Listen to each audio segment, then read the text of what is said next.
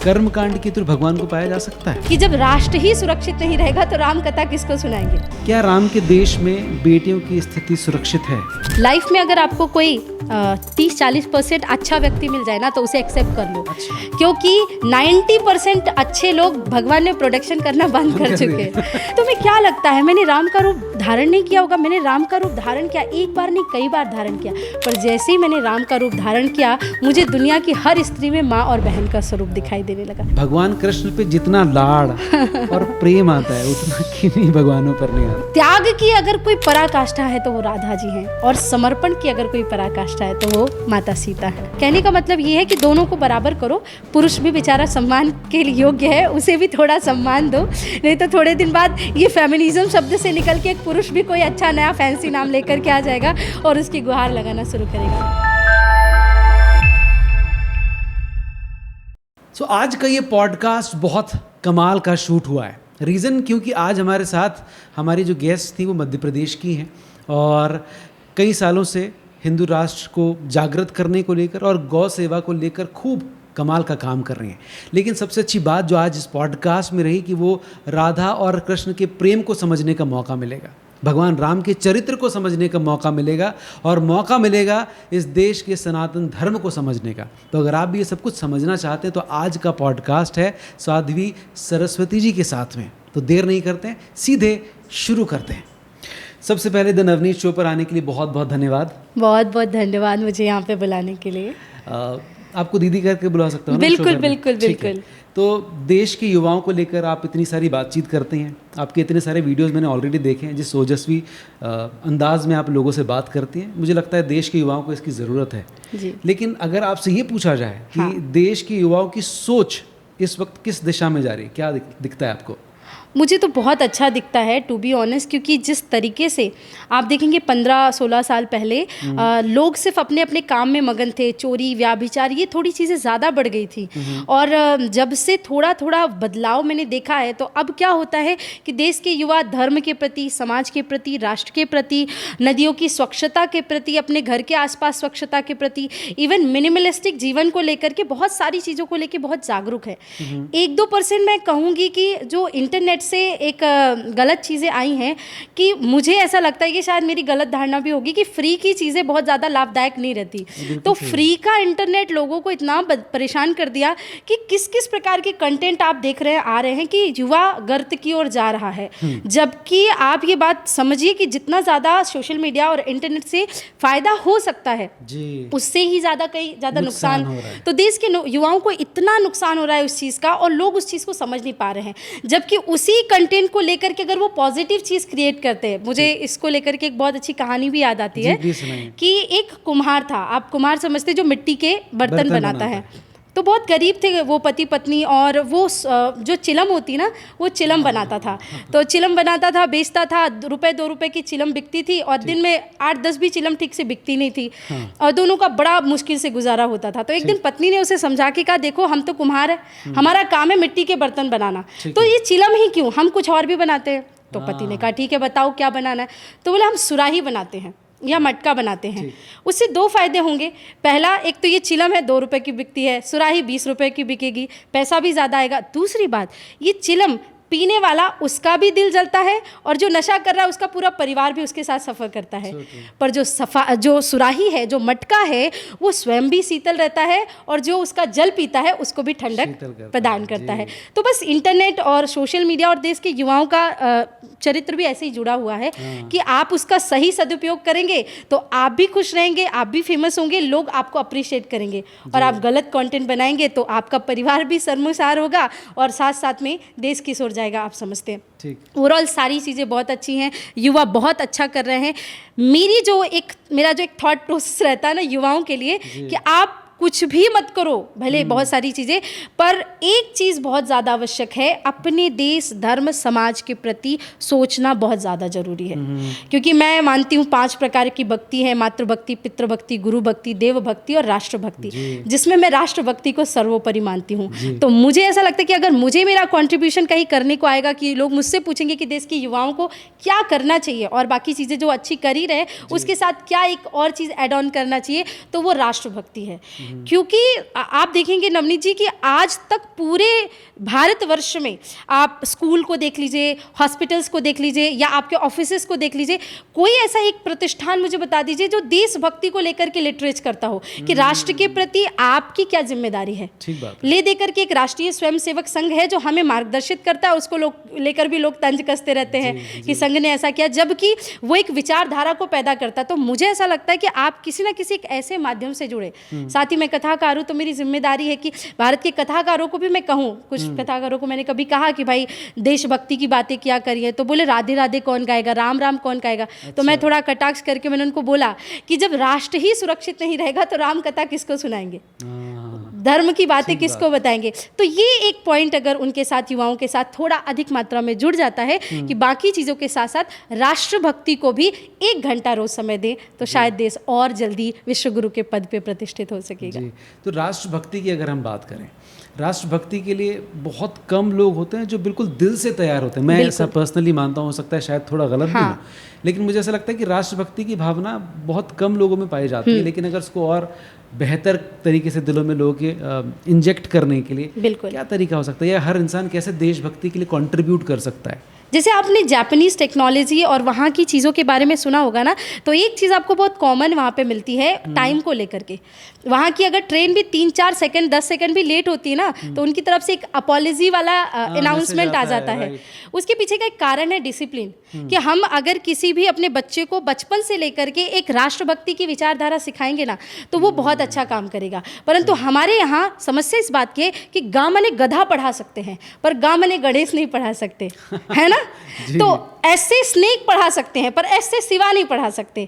तो समस्या इस बात की है कि आपके बच्चों को, मुझे किसी भाषा से आपत्ति नहीं, बल्कि मुझे खुद को बड़ा शौक है कि अलग अलग भाषाएं सीखूं।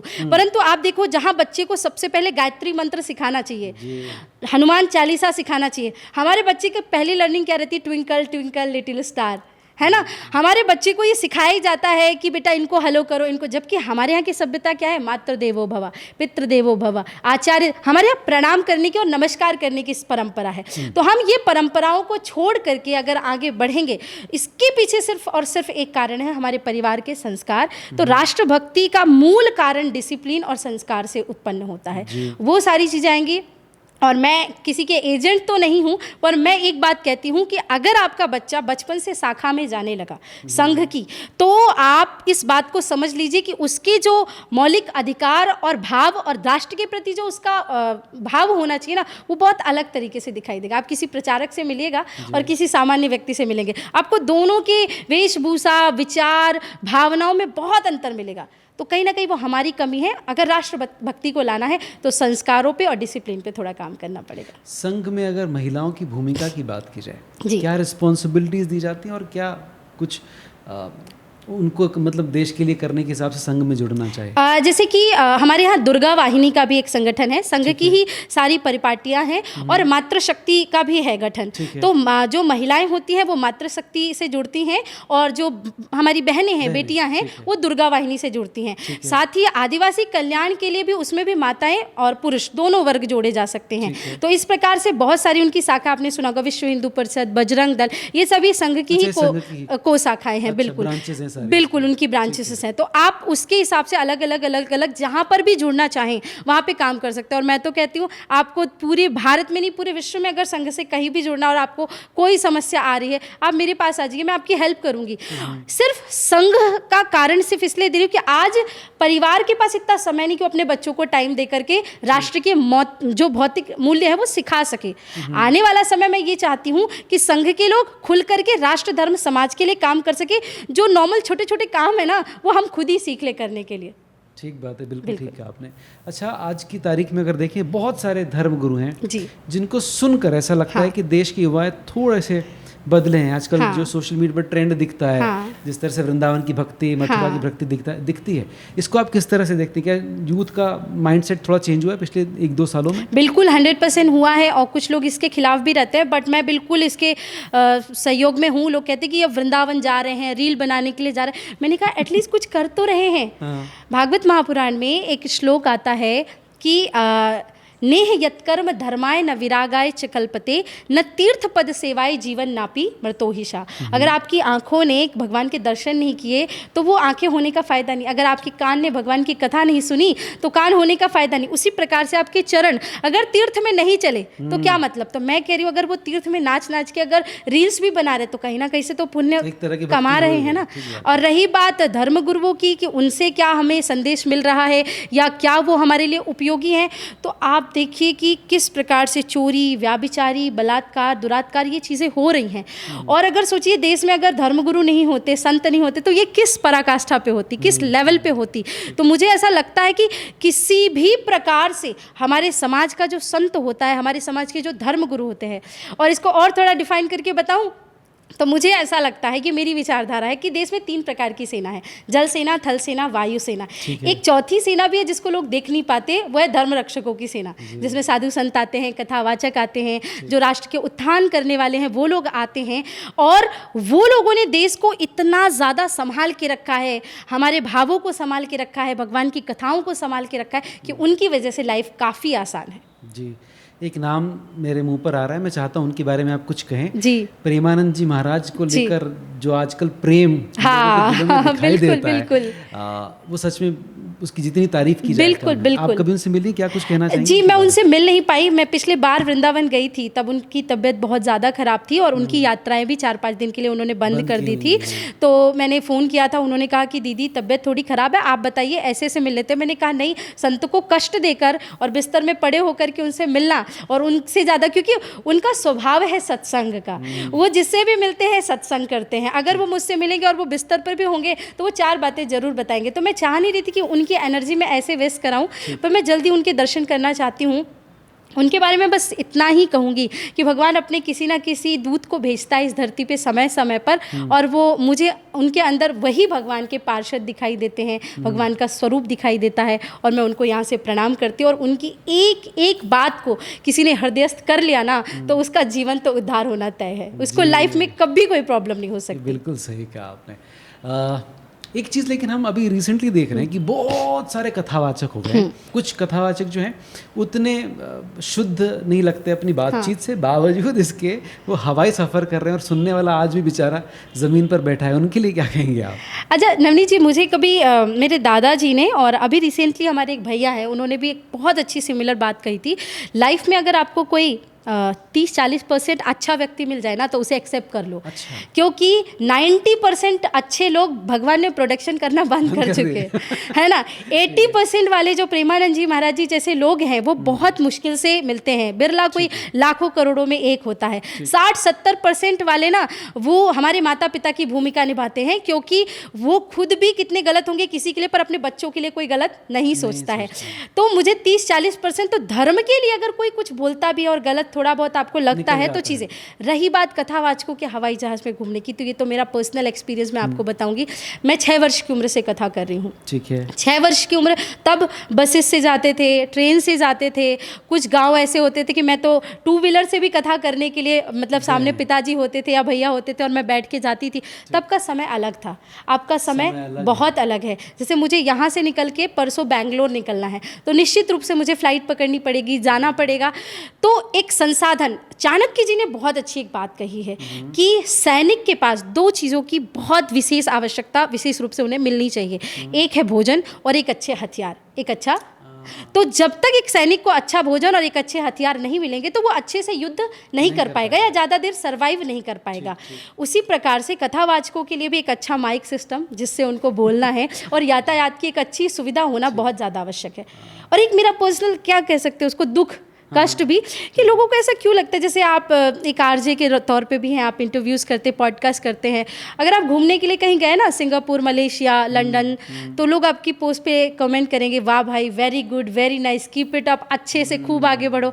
यही अगर मैं कहीं यूरोप में कथा करने गई हूँ और टाइम निकाल के कहीं घूमने चली गई, तो ये देखो ये महात्मा लोग हैं, लोगों के पैसे पे ऐश कर रहे हैं, हाँ लंदन अमेरिका घूम रहे हैं। भाई क्यों? मैं अपना एक दायित्व देश धर्म समाज के प्रति सिखा रही हूँ और उसके बाद मेरी भी एक पर्सनल लाइफ है। अगर थोड़ी सी कंफर्ट मुझे मिल जाती है, मैं भी दुनिया थोड़ी बहुत घूमना चाहती हूँ, तो उसमें आपत्ति क्या आती है? और एक और बात, मैं आपको लिखित में पेपर में 10,000 ऐसे प्रतिष्ठान बता दूंगी जहाँ पर रोज भंडारा होता है, जहाँ चाहे तीर्थ स्थल हो, चाहे संतों का आश्रम हो, गौशाला हो, ऐसे बहुत से कथावाचक है जो नित्य प्रति भंडारा इत्यादि करवाते हैं। उनके यहाँ रहने की उत्तम व्यवस्था है, 1 रुपया आपको नहीं लगता, उनके यहाँ शिक्षा की उत्तम व्यवस्था है। ये जो फिल्मी सुपरस्टार हैं जो हमें सिखाते हैं शिवजी पे दूध मत चढ़ाओ, या जुबा केसरी का ऐड करते हुए घूमते हैं, जो दारू शराब गुटखी की ऐड करके अपने आप को सुपर हीरो बताते हैं, उनके 10 नाम आप मुझे बता दीजिए जिनके यहाँ रोज भंडारा होता हो, या गरीबों के यहाँ भोजन की व्यवस्था हो, या उनके रुकने की व्यवस्था हो।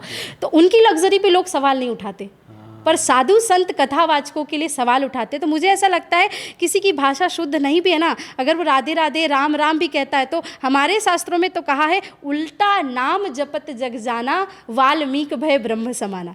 वाल्मीकि ऋषि जो राम राम की जगह मरा मरा जप रहे थे, उनको भी राम मिल गए। तो ये कुछ तो एटलीस्ट कर रहे हैं देश धर्म समाज के लिए। तो मैं उस चीज़ से बहुत प्रसन्न हूँ और लोगों को भी कहती हूँ प्लीज़ अपनी धारणा बंद करिए। हम भी आपकी तरह मनुष्य, हमारे भी 2 हाथ है, आँख है, हम कुछ अलग से नहीं आए हैं। मैं अपने आप को देवी नहीं मानती हूँ, तो आप भी मुझे सामान्य मनुष्य की तरह ट्रीट करिए। थोड़ा स्पेशल इसलिए हो जाता है कि हम, और हाँ, मैं कथा में हमेशा कहती हूँ जो चौकी पे बैठे वो चौकीदार, जो जमीन पे बैठे वो जमींदार। तो मेरे लिए श्रोता सदैव ही श्रेष्ठ है। क्या बात, बहुत सुंदर।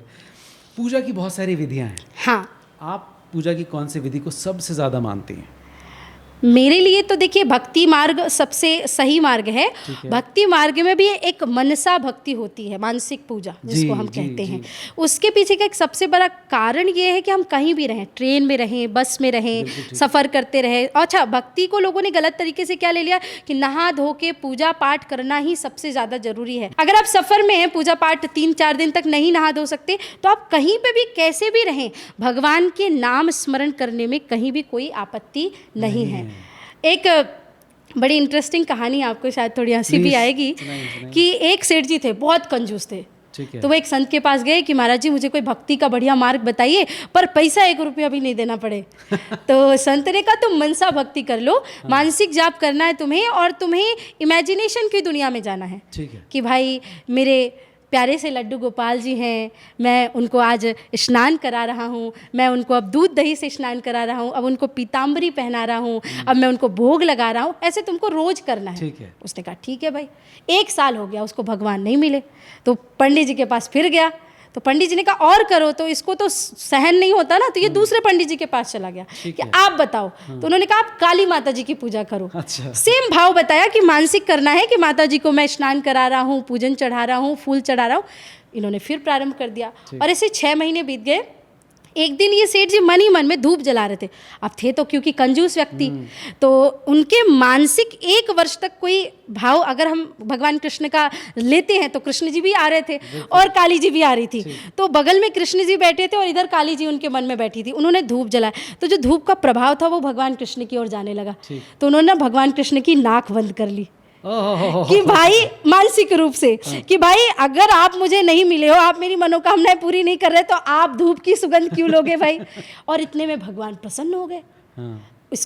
इसने प्रणाम किया, भगवान अगर मुझे पता होता आपको धूप पसंद है, मानसिक रूप से ही चढ़ाना था, मेरा क्या पैसा जा रहा था, तो मैं आपको 10 बार धूप ही चढ़ाता। उन्होंने कहा मैं धूप से प्रसन्न नहीं होता, तुमने मेरे होने की सार्थकता सिद्ध कर दी। तुमने ये भाव रखा कि हाँ एग्जैक्टली मैं एग्जिस्ट करता हूँ, मैं हूँ यहाँ पर। तुमने आज मुझे स्वीकार किया कि मैं हूँ वहाँ पे, मैं सुगंध ले लूँगा। तो जिस वक्त व्यक्ति मानसिक भाव से हर वक्त ये सोचे कि प्रभु मेरे साथ में है, वो कहते ना हमारे साथ श्री रघुनाथ तो किस बात की चिंता, चरण में रख दिया जो माथ तो किस बात की चिंता। तो मानसिक भक्ति मेरे हिसाब से सर्वश्रेष्ठ होती है। अच्छा, मानसिक भक्ति करने का सबसे अच्छा और आसान तरीका आप बताएं। मेरे लिए 2 है। पहला तो ध्यान है कि आप जिस भी देवता को मानते हैं, जो भी आपके इष्ट हैं, उनकी मूर्ति या प्रतिमा को सामने रख लें, एक बार उनका चिंतन कर लें, मनन कर लें, और फिर उन्हीं को इमेजिन करें। आप कुछ भी मत सोचिए। वो जो कहते हैं ना कि एक मेडिटेशन का भाव होता है कि ये फॉलो करना है, वो फॉलो करना है, ये इमेजिन करो, कुछ भी मत करो। सिर्फ उनके चरणारविंद या उनका मुख, ये 2 चीज़ों को आप इमेजिन करिए। ये एक मानसिक भाव हो सकता है। दूसरा जो मैंने अभी आपको बताया कि एक इमेजिनेशन की दुनिया में जाके भगवान के साथ अपने आप को इमेजिन करना कि मैं उनके साथ भोजन कर रहा हूँ, मैं उनके साथ भाव में प्रसाद पा रहा हूँ, या उनके वस्त्र बदल रहा हूँ, या मैं अब घूमने के लिए जा रहा हूँ तो ठाकुर जी को लेकर जाऊँगा, या फिल्म देखने के लिए जाऊँगा तो मेरे ठाकुर जी भी बगल वाली सीट में बैठ के फिल्म देख रहे हैं। तो ये एक इमेजिनेशन का जो भाव होता है, ये दो भाव मुझे ध्यान और भगवान की जो पूजा पाठ का क्रम है उसको अपने मानसिक भाव से लेकर के आना, वो सर्वश्रेष्ठ होता है। अच्छा, कर्म कांड एक चीज़ होती है जी, कर्म कांड के थ्रू भगवान को पाया जा सकता है? मैं थोड़ा सा आपके प्रश्न को मॉडिफाइड करती हूँ कि क्या कर्म कांड के थ्रू भी भगवान को पाया जा सकता है, क्योंकि ये एग्जैक्टली लोगों ने कर्म कांड को बहुत हल्के में ले लिया है। कर्म कांड क्या है ये हमें समझना होगा। वेदों में 3 कांड होते हैं प्रायः, मुख्य रूप से ज्ञान कांड, कर्म कांड और उपासना कांड। तो जो कर्म कांड है वो यजुर्वेद का पाठ है। ठीक है। तो जो कर्म कांड है, उस कर्म कांड, जैसे इमेजिन करिए आपको मुंबई जाना है, कोई पुणे के साइड से जा रहा है, कोई गुजरात के साइड से जा रहा है, कोई वायु मार्ग से आ जाता है, कोई जल मार्ग से भी आता है। गंतव्य सबका मुंबई है, पर रास्ते सबके अलग अलग है। उसी प्रकार से किसी का रास्ता उपासना हो सकता है, ध्यान हो सकता है, धारणा हो सकता है, समाधि हो सकती है, कर्म कांड हो सकता है, भक्ति मार्ग भी हो सकता है। तो 100% कर्म कांड से भगवान को पाया जा सकता है, पर कर्म कांड में भी एक फिल्टर आपको डालना पड़ेगा कि उस कर्म कांड में स्वयं की चाह को कम करना पड़ेगा कि इस कर्म कांड से मुझे क्या चीज़ है वो प्राप्त हो जाएगी, बाकी सब चीज़ें बाद में। तो जहाँ पे आपकी चाह खत्म हो जाएगी, वहाँ पे कर्मकांड का जो प्रभाव है वो 100 गुना बढ़ जाएगा। तो क्या इसको इस तरह से देखें कि भगवान की अगर आप पूजा कर रहे हैं तो किसी चीज़ की चाह ना रखें, उससे कुछ मांगे नहीं? बिल्कुल नहीं, कुछ भी नहीं, बिल्कुल भी नहीं, भले आपको कुछ भी चाहिए, कुछ भी चाहिए हो, क्योंकि भगवान इतना दयालु है और भगवान को सब कुछ पता है जो हमने कभी सोचा भी नहीं, उन्हें वो भी पता है कि आप आज से 10 साल बाद क्या इमेजिन करने वाले हैं। अच्छा। आप क्या चाहते हैं वो बहुत दूर की बात, आप इमेजिन क्या करेंगे वो भी उन्हें पता है। भागवत महापुराण में एक श्लोक आता है, अकामः सर्व कामो व मोक्ष कामः उदारधि तीव्रेण भक्ति योगेन यजेत पुरुषम परम। निष्काम भाव से जो भगवान का भजन करता है, भगवान उसी को प्राप्त होते हैं। तो इसलिए कुछ भी मत मांगिए। एक शेर आता है, आपने सुना होगा कि इश्क एक तरफा में यूं मशहूर हो जाऊंगी मैं, राम तुम होगे समा का फूल हो जाऊंगी मैं अगर देखूं तुम्हें तुम मुझे मत देखना, वरना मशहूर हो जाऊंगी मैं, और प्रभु मैं तुमसे अगर कुछ मांगू भी तो तुम मुझे कुछ देना मत, वरना आशिक नहीं मजदूर हो जाऊंगी। अरे वाह, क्या बात है। तो प्रेम कभी मांगना ही नहीं सिखाता, प्रेम सदैव देना सिखाता है। तो भक्ति में मांगिए मत, बस तुम ही हो सब कुछ। तुमको अगर लगता है कि ये चीज़ होनी चाहिए तो कर दो, तुमको ऐसा लगता है कि ये चीज़ नहीं होनी चाहिए तो मत करो, क्योंकि अगर जो नहीं हुआ है वो 100% मेरे हित में ही हुआ है, और जो हो सकता था या थोड़ा भी आपको लगता है कि 100% में 99% जाके हम वापस आ गए, इसका मतलब भगवान ये चाहते थे कि उस जगह पहुँच के आपका कुछ नुकसान हो सकता था। इसलिए मत मांगिए। और लोग तो इतने भगवान, मैं तो माताओं को देखती हूँ, क्षमा करना, माताओं के अंदर भक्ति बहुत ज़्यादा होती, पर एक मांगने की भी, भगवान जी मेरे बेटे को पास कर दो, 11 नारियल चढ़ाऊंगी, भगवान जी मेरा बच्चा ये कर जाएगा तो इतना चढ़ाऊंगी, उनकी चाबी भी गुम गई तो हे गणेश जी 1 किलो लड्डू चढ़ाऊंगी, अगर मेरी चाबी मिल गई तो। क्या भगवान हमारे चौकीदार है कि हमारी चाबी ढूंढते रहेंगे? तो बात बात पे भगवान को परेशान नहीं करना चाहिए। अच्छा, जो मन्नत मांगते हैं लोग, हाँ, ये मन्नत का हिस्सा है, कुछ मांग रखना, हाँ, कितना सही है? मुझे ऐसा लगता है कि भगवान की कोई मन्नत करना वो पॉजिटिव तरीके से करना बहुत अच्छा होता है। जैसे मैं हमेशा कहती कि कोई तो वो हाथ हो जो किसी ज्योतिषी के सामने जाके कहे कि प्लीज़ बताइए कि मेरे कृष्ण से मिलन कब होगा। तो अगर वो मन्नत मांगनी ही है तो मांगिए ना मन्नत कि मुझे अगर मेरे ठाकुर जी के साक्षात्कार दर्शन हो गए या उनकी अनुभूति हो गई तो मैं फला फला यज्ञ करवाऊंगी या फला फला कथा कराऊंगी। तो अगर मन्नत ऐसी है तो बहुत अच्छी है। अगर मन्नत कुछ ऐसे मांगने की है तो फिर तो अच्छा, एक कुछ मन्नतें ऐसी होती हैं जो पौराणिक और शास्त्रोक्त चली आ रही हैं, तो उन मन्नतों को मांगते समय भी हम इस भाव को रखें कि इस मंदिर में आके ये प्रतिज्ञा ले रहे हैं, आपको ठीक लगे तो करना। वहाँ पे ये फिल्ट्रेशन होना जरूरी है। आपको अगर लगता है कि ये चीज़ होनी चाहिए तो ही दीजिएगा, वरना कोई बात नहीं। क्योंकि पहले कई सारे लोग, कर्ण ने भी बहुत सारी चीज़ों को मांगने के लिए बहुत सारे कठोर तप किए थे। बिल्कुल, तो उसको इस तरह से ध्यान में रखना। बिल्कुल। ठीक है। अच्छा, अभी चूंकि हमने शुरुआत में कहा था कि आपने कहा था ये कि मैं भाषाओं को सीखने का शौक रखती हूँ, चूंकि आजकल मैं देखता हूँ मार्केट में हिंदी और उर्दू भाषा को लेकर थोड़ा सा एक खींचतान चलती है। देखिए, दुख तो मुझे भी है, क्योंकि कहीं ना कहीं हमारी आपकी सबकी भाषा में वो एक भाषा आ ही गई है ठीक है। जब तक मुगल और तुर्किश इस देश में नहीं आए थे ना, तब तक हमारी भाषा बड़ी शुद्ध थी। ठीक है। और आधे से ज़्यादा लोग संस्कृत में भी बात करते थे। अब संस्कृत तो पूरी तरह से लोगों के भाव से विलुप्त हो चुकी है, और हिंदी भी लोगों के अंदर आप देखोगे तो ऐसी टूटी फूटी भाषा में लोग बात करते हैं। उसके अलावा एक और भाषा है इंग्लिश, जिसका प्रभाव इतना ज़्यादा है कि आप अगर फ्लाइट में हिंदी में बात करते हो ना, तो आपको बड़ा बैकवर्ड समझा जाता है ना। मतलब मुझे दुख इस बात का है कि इस देश में एक होटल में जाने में, एक रेस्टोरेंट में जाने में, एक फ्लाइट में सफ़र करने में, एक मॉल में घूमने में आपको सिर्फ इंग्लिश भाषा का प्रयोग करना पड़ेगा, और रहते आप भारत देश में हैं। तो मुझे इस बात से तकलीफ है। हर भाषा का ज्ञान होना चाहिए, पर उसको देश काल परिस्थिति के अनुसार उसका उपयोग करिए।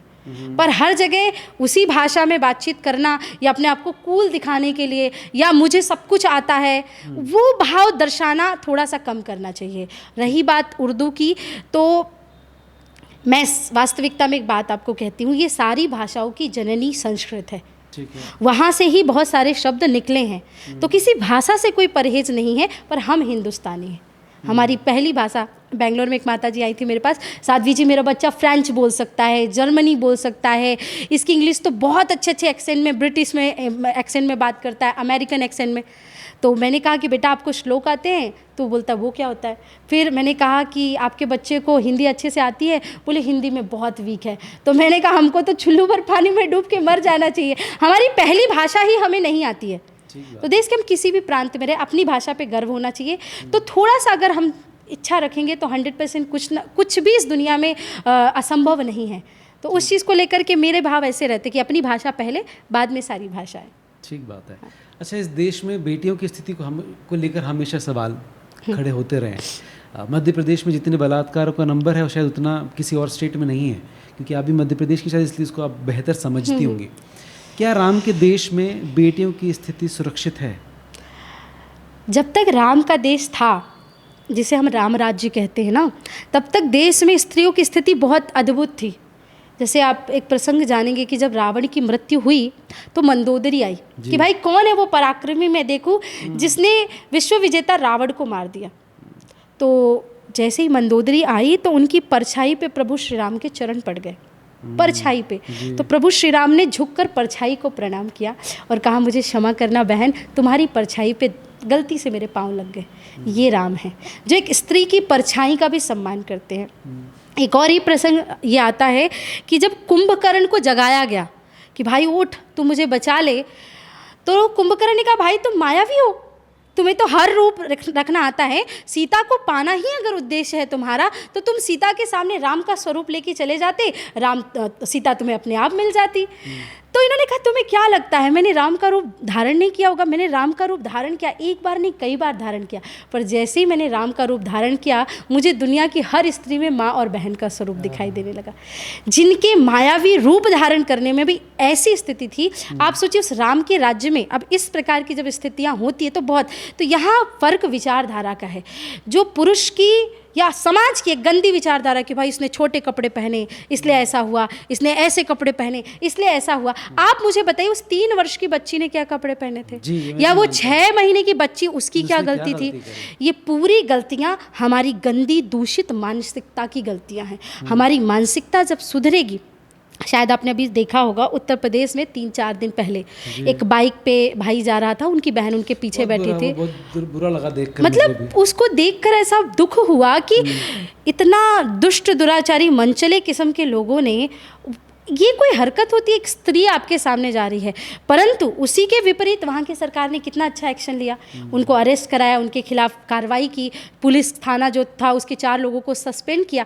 तो मुझे लगता है राम राज्य की तरफ हमारा देश बढ़ रहा है, लेकिन हमारी विकृत मानसिकता जब तक नहीं जाएगी तब तक राम राज्य की स्थापना नहीं होगी, और जब तक राम राज्य की स्थापना नहीं होगी तब तक नारियाँ सुरक्षित नहीं रहेंगी। तो कहीं ना कहीं ये मानसिकता का पूरा खेल है। मानसिकता सुधर गई तो अपने आप सारी चीज़ें ठीक हो जाएंगी। बिल्कुल ठीक। अच्छा, सीता और राधा ये हमारे भारत की 2 ऐसी नारियां हैं जिनको सबसे ज़्यादा श्रद्धा की दृष्टि से देखा जाता है। सीता और राधा में आपके अनुसार ज़्यादा मजबूत कौन?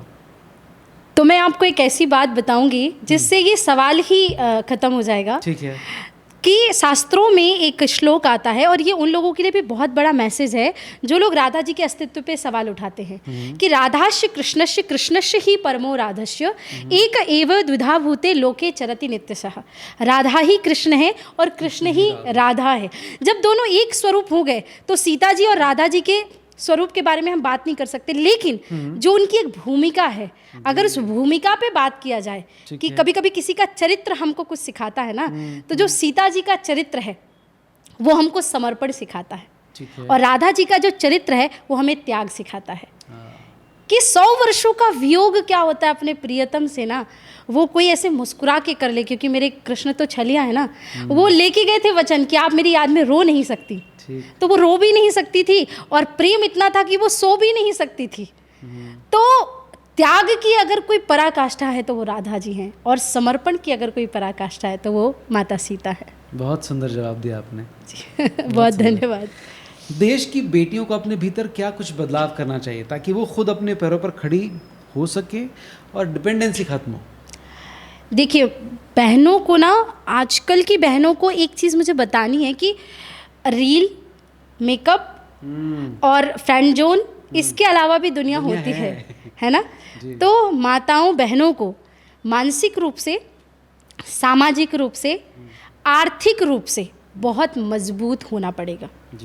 मानसिक रूप से मतलब किसी ने भी कुछ बोल दिया, हम डिप्रेशन में चले गए। भाई इतना इजी है क्या कि किसी ने आपको टच किया, किसी ने आपको कुछ बोला और आप डिप्रेस हो गए? आप इतना किसी को कैसे अटेंशन दे सकते हैं कि उसके कुछ एक शब्द बोलने से आप दुखी हो गए, आप परेशान हो गए? तो आप मानसिक रूप से अपने आप को मजबूत करिए, ध्यान करिए। दूसरी चीज़, आपको अस्त्र शस्त्र की शिक्षा आनी ही चाहिए। आपके शास्त्रों को पढ़िए कि वहाँ पे नारी का क्या योगदान था, और आपके शस्त्र चलाना भी आपको आना चाहिए कि भाई पूरा दिन हम अपने पति पे या अपने पार्टनर पे या अपने भाई पे या अपने पिता पे डिपेंडेंट नहीं रह सकते। आजकल जिस प्रकार से देश में नारियां सुरक्षित नहीं है, उसके पीछे कहीं ना कहीं हमारी जो देश की नारियां हैं उन्होंने शस्त्र उठाना ही बंद कर दिया।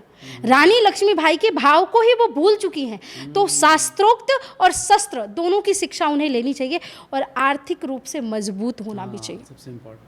आप इस दुनिया में अब किसी पे भरोसा नहीं कर सकती, किसी पे डिपेंडेंट नहीं रह सकते, और उसमें कोई आपत्ति भी नहीं है। मुझे ऐसा लगता है कि अगर आर्थिक रूप से, अब समाज बदल गया ना, खर्चे बदल गए हैं, महंगाई बढ़ गई, सारी चीज़ें हैं, और आप किसी पे एहसान भी नहीं कर रही हैं कि भाई मैं कमा रही हूँ तो मैं मेरे पति को इक्वली सपोर्ट कर रही हूँ। ये आपका कर्तव्य, आप करिए, 100% आपको करना चाहिए। क्योंकि मुझे कहीं कहीं ऐसा लगता है ना कि लोगों ने पुरुषों को आंकना बहुत कम कर दिया है ना। तो महिला अगर काम करती है और थोड़े पैसे वो कमाती है, क्योंकि नहीं पता कि आपको कैसा परिवार मिलता है क्या, तो मानसिक, आर्थिक और शारीरिक रूप से स्ट्रांग रहना चाहिए। यही मेरा संदेश रहेगा उनके लिए। बहुत सुंदर। अच्छा, अभी माताओं बहनों को लेकर एक स्टेटमेंट एक कथावाचक ने दिया था, वृंदावन के हैं, शायद मैं गलत भी हो सकता हूँ, कि आजकल महिलाएं जो हैं अपने फिगर पर ज़्यादा कॉन्सेंट्रेट करती है, ध्यान देती हैं, उनको 4 बच्चे पैदा करना चाहिए। इसकी आलोचना भी हुई है अलग अलग जगह पर। आप इसको किस तरह से देखती हैं? देखिए, मैं तो पूरी तरह से जनसंख्या नियंत्रण कानून को समर्थन करने वाली व्यक्ति हूँ। तो मैं तो चाहती ही नहीं कभी ऐसा हो। और जिस एक विशेष वर्ग के लिए आपने सुना होगा मैं बात करती हूँ, वो तो कहते हैं हम 5 हमारे 25। तो हमें उन पे हम आक्रोश करते हैं, हमें गुस्सा आता है, क्रोध आता है, हम उनको समझाने की कोशिश करते हैं। अगर हमारा हिंदू समाज और हमारी माताओं को ही हम ऐसा ज्ञान देंगे, तो मुझे ऐसा लगता है कि वो 4 बच्चों का कॉन्सेप्ट तो मैं उसको फॉलो नहीं कर सकती और ज्ञान भी नहीं दे सकती, क्योंकि आज की परिस्थिति में वो संभव नहीं है, प्रैक्टिकल चीज़ नहीं है। और दूसरी बात, अब हमारे इस देश को हमें उपवन बनाना है, गार्डन बनाना है, बगीचा बनाना है, जंगल नहीं बनाना है। तो आप एक तो जितने बच्चों का पालन कर सके उतने ही बच्चे पैदा करना है। पर एक चीज़ मैं ज़रूर कहूँगी, वो फिगर वाले कॉन्सेप्ट पे, कि एक पैटर्न आया है सैरोगेसी, आपने देखा होगा। अगर माता बच्चा पुत्र करने में या असमर्थ है तब तो वो चीज़ें ठीक है, टेक्नोलॉजी का सहारा लीजिए। पर अगर आप पुत्र कर सकती हैं, आपके अंदर वो क्षमताएं हैं, आपको कोई जो भी मेडिकल प्रॉब्लम से इश्यूज है वो नहीं है, तो फिर क्यों, जब अगर आप बच्चे को 9 महीने तक पेट में पालेंगे ही नहीं, तो ठंडी, गर्मी, धूप, बरसात का क्या उस पर असर होता है, कैसे वो रिएक्ट करता है, क्या आपकी ममता, कैसे पता चलेगा? तो लोगों ने क्या किया कि अच्छा सैरोगेसी भी एक अच्छा तरीका है, फिगर खराब नहीं होगा, चलो ऐसा कर कर लेते हैं। तो वो उसके मैं खिलाफ हूँ। मुझे ऐसा लगता है कि जो ममत्व, जो प्रेम, जो लाड बच्चे को 9 महीने पेट में पालने के बाद आता है ना, वो कहीं नहीं और आ सकता। जब तक हम उसको दूध नहीं पिलाते हैं अपना, तो वो भाव नहीं आ सकता। तो उनकी बातों से मैं 50% जो भी है मैं उनको प्रणाम करती हूँ। मेरा किसी से द्वेषा भाव नहीं है, परंतु इतना मैं समर्थन में हूँ और इस चीज़ के समर्थन में नहीं हूँ। राधा के बिना कृष्ण की कथा कितनी अधूरी है? उतनी ही अधूरी है जैसे आत्मा के बिना शरीर, नदी के बिना जल, पानी के बिना मछली, सूर्य के बिना दिन, और आजकल बरसात का मौसम चल रहा है तो जो धान है वो पानी के बिना। ये सारी चीज़ें एक दूसरे के पूरक है। कहते हैं ना, तिष्ठे लोके विना सूर्यम सस्यम वे सलिलम बिना। सूर्य के बिना दिन हो सकता है, चंद्रमा के बिना रात हो सकती है, मछली जल के बिना रह सकती है, पर राधा कृष्ण एक ऐसा स्वरूप है कि वो एक दूसरे के बिना अधूरे हैं। तो राधा कृष्ण की कथा उतनी ही अधूरी है जैसे शरीर और प्राण और आत्मा। तो ये एक दूसरे के ही पूरक है, उनका स्थान कोई दुनिया में नहीं ले सकता। जी। अच्छा, भगवान कृष्ण का जब भी नाम आता है ना, मुझको ये पर्सनली फील होता है कि भगवान कृष्ण पे जितना लाड़ और प्रेम आता है उतना किन्हीं भगवानों पर नहीं आता। क्या कारण है इसके पीछे? कि अगर कोई बच्चा अगर शायद 10 साल का भी है, मेरी बेटी का मैं एग्जाम्पल देना चाहता हूँ, मेरी बेटी भगवान कृष्ण की भक्ति में ऐसी पागल है, मैं आपको बता नहीं सकता। और वो रोना भी आता है उसको, कभी हंसती भी है कि वो क्यों चले गए मुझसे मिले बिना, और एक प्रेम भी आता है। तो वो कितने, इसका उम्र से कोई संबंध नहीं है, लेकिन प्रेम कृष्ण पे आता है। क्या पीछे का कारण हो सकता है? देखिए, भगवान के 24 अवतारों में से 2 विशेष अवतार हैं, एक राम अवतार और एक कृष्ण अवतार। जी। तो जो राम जी हैं वो मर्यादा पुरुषोत्तम है, वो धरती पे आए ही मर्यादा सिखाने थे। और जो भगवान कृष्ण है वो लीला पुरुषोत्तम है, वो आए ही थे लीला करने के लिए। उन्होंने प्यार किया तो पराकाष्ठा में किया, उन्होंने युद्ध सिखाया तो पराकाष्ठा में सिखाया, उन्होंने म्यूजिक सिखाया तो पराकाष्ठा में सिखाया, उन्होंने जानवरों से, पशुओं से यानी गौ माता से प्रेम किया तो पराकाष्ठा में किया। तो हर एक चीज़ उनकी एक्सट्रीम होती थी। और आप जब यहाँ पे विचार करेंगे ना कि कोई दुश्मन भी खड़ा होता था ना तो मुस्कुराते हुए रहते थे। भगवान कृष्ण के लिए एक वाक्य बड़ा प्रसिद्ध है कि भगवान कृष्ण को पहचानने की सबसे ज़्यादा अच्छी टेक्निक क्या है? तो बोले, लाखों करोड़ों में एक व्यक्ति जो हर परिस्थिति में मुस्कुराता हुआ मिल जाए ना, वो समझ लेना कृष्ण है। तो आपका ही नहीं, इस दुनिया में हर एक व्यक्ति के साथ ये सीन है। मैं 6 वर्ष की थी, मेरे पास में लड्डू गोपाल जी थे। मुझे था कि मेरे पिताजी कहते थे तुमको डॉक्टर बनना है, डॉक्टर बनना था है, ये सब फालतू के काम नहीं करने दूंगा, क्योंकि मेरे दादाजी कथा करते थे तो मुझे तो कथा ही करना था। तो मैंने कहा कि मैं ये मेरे लड्डू गोपाल जी उठाऊंगी और वृंदावन भाग जाऊंगी, मुझे किसी से कोई मतलब नहीं है। भगवान कृष्ण की माधुर्य स्वरूप में एक श्लोक आता है, बरहा पीड़म नटवर बपुः कर्णयो कर्णिकाराम विभ्रदवासः कनक कपिसम वैजंतीम चमालम रंध्रान वेणुण अधर सुधया पूरयन गोप वृंदय वृंदारमणम स्वपद रमणम प्राविशद गीत कीर्ति। ये पूरे भगवान के माधुर्य को दिखाता है कि कैसे भगवान वृंदावन से जा रहे हैं, उनके अधरों पे बांसुरी है, और गोपियाँ इस दृश्य को देखती थी तो पागल हो जाती थी। तो उन्होंने तो गोपी गीत में एक श्लोक बोल दिया गोपियों ने कि प्रभु विधाता को, ब्रह्मा जी को मूढ़ कह दिया। उन्होंने कहा, अरे विधाता तूने ये पलके क्यों बनाई? क्यों एक सेकंड भी अगर झपक जाती है तो ऐसा लगता है कृष्ण से मिले बिना युग बीत गए। अटति यद भवान नन्नि काननम त्रुटि युगार्यते, ऐसा लगता है कान्हा को देखे बिना युग बीत गए। उनके अंदर माधुर्य इतना है कि कर्षति इति कृष्ण, जो लोगों को आकर्षित करे वो कृष्ण है। तो वास्तविकता में वो उनका स्वरूप है लीला अवतार का, जिसके कारण उनके अंदर बहुत लाड आता है। लोग उनको खिलाते हैं, पिलाते हैं, सुलाते हैं, और मुझे ऐसा लगता है उन्हीं गुणों पे वो रीझ भी जाते हैं कि न जाने कौन से गुण पे दया निधि रीझ जाते हैं। मैं आपको एक महाभारत की बहुत अच्छी कथा सुनाती हूँ, मेरी वन ऑफ मोस्ट फेवरेट कथा है वो, और वो सुन के ऐसे अंदर से लगता है कि क्या सच में मेरे कान्हा ऐसे हैं। कि महाभारत का युद्ध चल रहा था और भीष्म पितामह मेरे बहुत फेवरेट कैरेक्टर में से एक हैं, परंतु फ़र्क इतना है कि आप हैं किस साइड। अगर आप धर्म के साइड हैं या अधर्म के साइड है तो वो निर्णय हो जाता है, उसी पे है। तो भीष्म पितामह को हमेशा दुर्योधन कहता रहता था कि हमको आप मिलते हैं तो प्रसन्न भव, आयुष्मान भव का आशीर्वाद देते हैं, और उनको आप विजयी भव का आशीर्वाद देते हैं। तो आप आज तय कर लीजिए कि आप किसके साइड है। तो भीष्म प्रतिज्ञा बहुत अटल थी, तो भीष्म दादा ने प्रतिज्ञा ले ली कि कल सूर्य अस्त से पहले पहले 5 पांडवों को मार दूंगा। भगवान कृष्ण परेशान कि भाई ये तो बड़ी अटल प्रतिज्ञा, इन्होंने अगर प्रतिज्ञा ले ली तो वो तो मैं भी नहीं टाल सकता। पांडवों के शिविर में गए, देखे पांडव खर्राटा मार के सो रहे। द्रौपदी के यहाँ गए, द्रौपदी भी सो रही है। भगवान कृष्ण ने द्रौपदी को जगाया, बोले तुमने सुना है ना तुम्हारे 5 पतियों को कल पितामह मार देंगे। तो द्रौपदी ने बड़ा सुंदर जवाब दिया कि हमें चिंता नहीं उनकी, उन्हें चिंता हमारी है, हमारे जीवन का रक्षक सुदर्शन चक्रधारी है। अगर कल मेरे पतियों को जाना ही होगा तो चले जाएंगे, अगर आपने तय किया होगा कि उनको जाना है, और अगर जिनकी रक्षा आप करते हैं ना वो तो फिर करोड़ पितामह भी आ जाएंगे तो कुछ नहीं हो सकता। भगवान ने कहा इन्होंने तो मेरे ऊपर डाल दिया, मैं क्या करूं। तो भगवान कृष्ण की एंट्री एग्जिट हर जगह थी ना, कौरवों के यहाँ भी कभी भी जा सकते थे। तो वो गए भानुमति के शिविर में। भानुमति दुर्योधन की पत्नी का नाम था। भानुमति के पास गए और भानुमति से कहा, भानुमति कहाँ जा रही हो? बोले क्योंकि पितामह ने मुझे बुलाया है, वो मुझे अर्धरात्रि को अखंड सौभाग्यवती होने का वरदान देंगे, क्योंकि अगर मेरे पति को अखंड सौभाग्यवती का वरदान देंगे तभी तो वो पांडवों को मार सकते हैं। भगवान कृष्ण ने कहा वो क्या करूं? तो उन्होंने कहा तुम्हें पता है आशीर्वाद फलीभूत ब्रह्म मुहूर्त में ज़्यादा होता है। ब्रह्म मुहूर्त में कोई आशीर्वाद मिले तो ज़्यादा फलीभूत हो जाता है।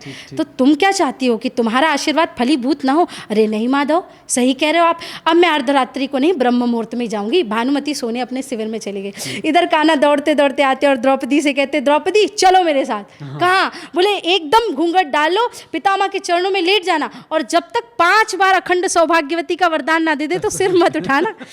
द्रौपदी ने कहा ठीक है। गई द्रौपदी, चरणों में लौट गई। पितामह को लगा भानुमति आ गई। पितामह ने कहा अखंड सौभाग्यवती भव। द्रौपदी ने सिर नहीं उठाया, फिर कहा अखंड सौभाग्यवती भव। ऐसे 5 बार जब अखंड सौभाग्यवती का वरदान मिला तो पितामह के सामने द्रौपदी ने सिर उठाया और कहा पितामह किसको अखंड सौभाग्यवती का वरदान दे रहे? या तो आपका वरदान झूठा या तो आपकी प्रतिज्ञा झूठी।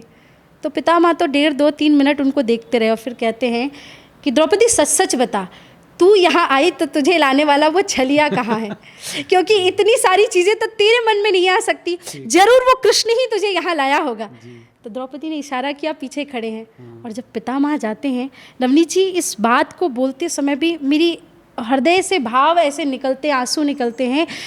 पितामह ने देखा कि एक खंबे में उसके पीछे मेरे कान्हा द्रौपदी के चरणों की जूतियों को उठा के बगल में दबा के दुबक के खड़े हैं। तो पितामह ने द्रौपदी की तरफ देखते हुए कहा कि द्रौपदी जिसके चरणों की जूतियाँ साक्षात द्वारिकाधीश कृष्ण उठाते हैं ना, एक भीष्म क्या हजारों भीष्म भी पैदा हो जाए तो उसके पति का कोई बाल बाका नहीं कर सकता। इतना प्रेम करते हैं वो भक्तों से। तो उन पे लाड़ आने का मतलब वो खुद भक्तों से इतना लाड़ करते हैं कि ऑटोमेटिक ये गिव एंड टेक वाला सभ्यता है ना हमारा, कि हम किसी को प्रेम दे तो वो प्रेम हमें देगा ही। तो कर्षति इति कृष्णा, क्षमा करिएगा मैं थोड़ा नहीं। उस भावना में, के भाव में वो वही होता है जी। तो ये भाव है उनका, वो इतना प्रेम करते हैं लोगों से, इतना आकर्षित कर लेते, इतना मन मोह लेते हैं कि जिसने भी कृष्ण को, वो एक और चीज़ है कि एक तो भगवान कृष्ण जल्दी से किसी को मिलते नहीं, बहुत टेढ़े मेढ़े, हाँ जल्दी किसी को एक्सेप्ट नहीं करते, पर कहते कि जिसने कृष्ण को एक बार देख लिया और कृष्ण का हो गया फिर वो दुनिया में किसी का नहीं हो सकता। आजकल नाम जप की बहुत बात होती है जी। राधा नाम जप को लेकर प्रेमानंद जी महाराज जी बहुत बारी कहते हैं, आप इसको किस तरह देखते हो और नाम जप का सबसे सही तरीका क्या है?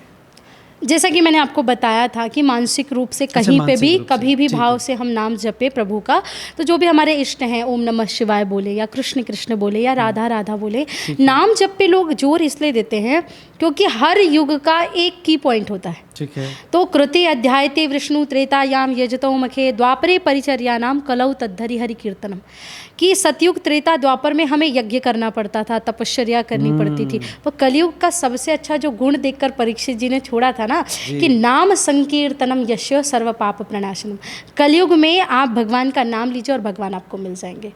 बाबा तुलसीदास जी ने भी कहा है कलयुग केवल नाम आधारा, सुमिर सुमिर नर उतर ही पारा। और कुछ जगह पे तो ये भी सिद्ध हो चुका कि राम से बड़ा राम का नाम, कि राम इतने ज़्यादा प्रभावशाली दिखते हैं पर राम का जो नाम लिया ना, राम राम किया ही उससे उद्धार हो गया। आपने एक बहुत फेमस वाक्य भी सुना होगा कि राम जी ने देखा भाई क्या बात है, मेरे नाम में बड़ा प्रभाव है, कि राम राम लिख के पत्थर तैर गए। तो राम जी ने सोचा अगर मेरे नाम लिख के पत्थर तैर गए तो मैं पत्थर फेंकूंगा तो सीधे उड़ने लगेगा, हाँ। तो राम जी ने देखा आजू बाजू कोई है तो नहीं, एक पत्थर उठाया, फेंका और वो डूब गया। तो हनुमान जी पीछे से हंस रहे थे। तो राम जी ने कहा, हनुमान किसी को बताना मत, बड़ा वो हो जाएगा कि मैंने पत्थर फेंका और डूब गया, मेरे नाम से पत्थर तैरा। हनुमान जी ने कहा, प्रभु ये तो होना ही था। बोले क्यों? बोले क्योंकि राम का नाम लेकर के लोग भव सागर को भी पार कर सकते हैं। ये तो छोटा सा समंदर है, लेकिन जिसे राम फेंक दे उसका डूबना तो तय है। बहुत सुंदर।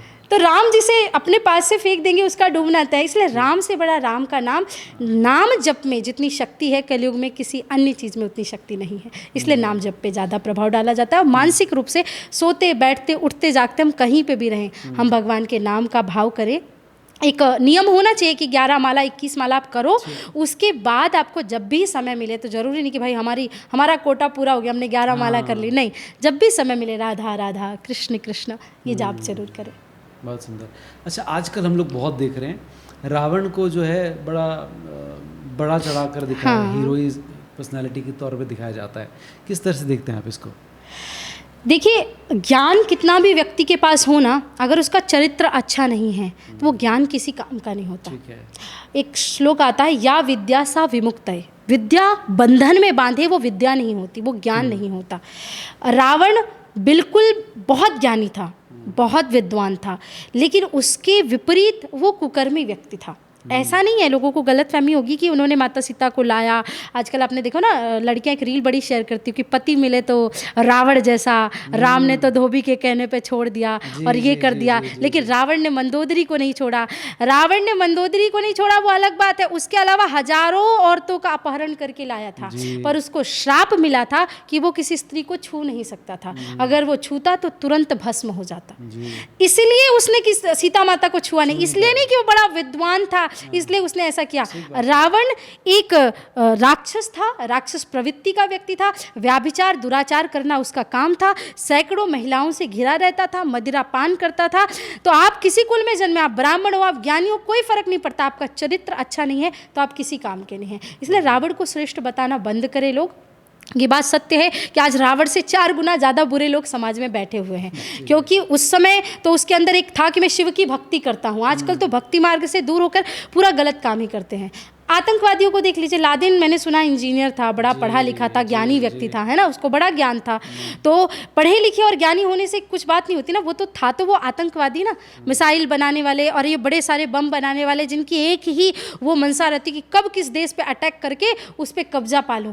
तो ज्ञान नहीं, चरित्र मायने रखता है। तो ज्ञान और चरित्र का जब समन्वय होता है तभी व्यक्ति आगे बढ़ता है। तो रावण कोई महान व्यक्ति नहीं था, राक्षस व्यक्ति था। जी, कर्ण के बारे में क्या कहेंगे आप? मेरा सबसे मोस्ट फेवरेट महाभारत का, जो मैंने कहा कि पितामह मुझे पसंद है, वैसे ही कर्ण मुझे बहुत पसंद है। तो कर्ण की जब मृत्यु हुई तो माता कुंती बहुत रोई और सबका वो चल रहा था, पिंडदान चल रहा था। तो माता कुंती के मुख से धीरे से निकल गया कि एक पिंडदान कर्ण के नाम का भी कर देना। तो युधिष्ठिर ने कहा कि वो ना तो हमारे कुल के थे, ना हमारे अपने थे, ना हमारा मित्र था, हम क्यों उसका पिंडदान करेंगे। तब कुंती माता ने बताया कि वो हमारा ही पुत्र था और तुम लोगों का भाई था। तो पहली बार धर्मराज युधिष्ठिर जी ने कहा कि मैं मेरे भाई होने के नाते सदैव ये कहता रहा कि अर्जुन सर्वश्रेष्ठ धनुर्धर है, पर मेरी दृष्टि में कर्ण से बड़ा योद्धा मैंने अपने जीवन में कभी देखा नहीं। आपने एक वाक्य सुना होगा कि कर्ण कितना बड़ा धनुर्धर था, कितना बड़ा योद्धा था कि एक बार कर्ण ने बाण चलाया जी। और भगवान का जो रथ है वो 2 कदम पीछे चला गया। अर्जुन ने बाण चलाया तो उसका रथ 10 कदम पीछे चला गया। तो अर्जुन ऐसे छाती छोड़ी करके भगवान से कहते हैं कि प्रभु ये देखिए मैंने कितना बड़ा कमाल किया, उसने बाण चलाया तो हमारा रथ केवल 2 कदम पीछे गया और मैंने बाण चलाया तो 10 कदम में कितना बड़ा धनुर्धर हूँ। भगवान कृष्ण ने कहा अर्जुन ये अहंकार उचित नहीं है, क्योंकि तुम्हारी रथ की विशेषता क्या है, तुम्हारा रथ जो है वो अग्नि के द्वारा प्रदान किया हुआ है। तुम्हारे रथ के ऊपर ध्वजा में साक्षात बजरंग बली अतुलित बलधामम हेम शैलावदेहम दनुजवन कृशानम ज्ञानी नामग्रगण्यम, साक्षात हनुमान जी बैठे हैं और तीनों लोक का स्वामी कृष्ण तुम्हारा सारथी बन के बैठा है। उसने केवल अर्जुन के रथ को 2 कदम पीछे नहीं किया है, उसने अग्नि, हनुमान जी, भगवान कृष्ण और अर्जुन, इन 4 लोगों के रथ को 2 कदम पीछे। अगर इस रथ पे ये चारों चीज़ें नहीं होती और तुम होते तो तुम्हारे रथ का क्या हश्र होता है ये तुम जानते हो। तो मुझे ऐसा लगता है कि उनसे बड़ा योद्धा इस धरती पे कोई नहीं है, और जितना न्याय उन्हें मिलना चाहिए। पर फिर वही बात आ जाती है ना कि आप किस तरफ खड़े आप किस तरफ खड़े है ना, आप कितने ज्ञानी हैं, कितने बड़े योद्धा हैं, कितना बड़ा आपका विचार है, वो कोई मायने नहीं रखता अगर आप धर्म और अधर्म के बीच में एक रास्ता नहीं चुन पाते। मैं कहती हूँ वहाँ पे सरेंडर हो जाओ आप किसी के पक्ष में। जैसे बलराम जी भगवान कृष्ण के जो भाई थे, दुर्योधन के सबसे बड़े गुरु कौन थे? बलराम जी। तो बलराम जी ने युद्ध में इंटरफेयर नहीं किया, क्योंकि वो जानते थे अगर मैं दुर्योधन की तरफ गया तो अधर्म हो जाएगा, कृष्ण की तरफ गया तो गुरु शिष्य की परंपरा खत्म हो जाएगी, तो वो न्यूट्रल होकर के वृंदावन धाम चले गए।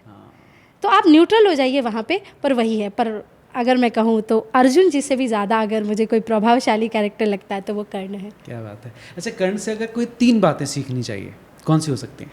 सबसे पहली बात मित्रता।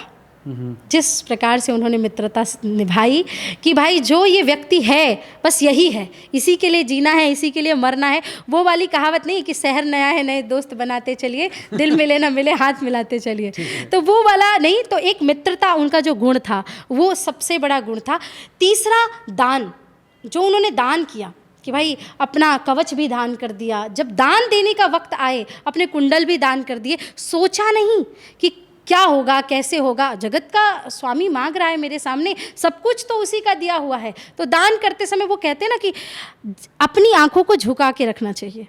हाँ, आप अपने आप में बड़ा अहंकार कर लेते हैं ना कि भाई मैंने ये दिया मैंने ये दिया, बिल्कुल नहीं। करने से सीखो। हंसते हंसते सब कुछ दान कर दिया और 1 मिनट एक बात का भी पश्चाताप नहीं था। और सबसे बड़ी बात कि जब युद्ध में खड़े हो तो वीरता, शूरवीरता अगर हो तो कर्ण की तरह हो। जो शूरवीरता की पराकाष्ठा है वो कर्ण से सीखनी चाहिए। जी, अश्वत्थामा भी एक बहुत उम्दा कैरेक्टर बिल्कुल महाभारत बिल्कुल का, जिनके बारे में कम बातचीत होती है, लेकिन हाँ। ऐसा कहा जाता है कि वो आज भी जीवित हैं। हाँ। और चूंकि मैं जहाँ पर रहता हूँ नेपानगर, वहाँ से सिर्फ 13-14 किलोमीटर दूर पर आसिरगढ़ का किला बिल्कुल है, बिल्कुल जहाँ पर ऐसा कहते हैं अश्वत्थामा आज भी विचरण करते हैं। बिल्कुल कितना सही कि हम लोगों ने देखा नहीं, हम लोगों ने यही सुना है कि जो भी उनको देखता है वो अंधा हो जाता है या पागल हो जाता है, लेकिन उनके बारे में कुछ कहना चाहेंगे आप? हाँ, अश्वत्थामा जो थे वो सदैव से मैं ये नहीं नेपोटिज्म शब्द का इस्तेमाल तो नहीं करूँगी, परंतु कहीं ना कहीं ऐसा होता है ना कि हमारा पिता अगर बहुत बड़ा कार्य करते हैं तो हम कहीं ना कहीं थोड़ा सा एक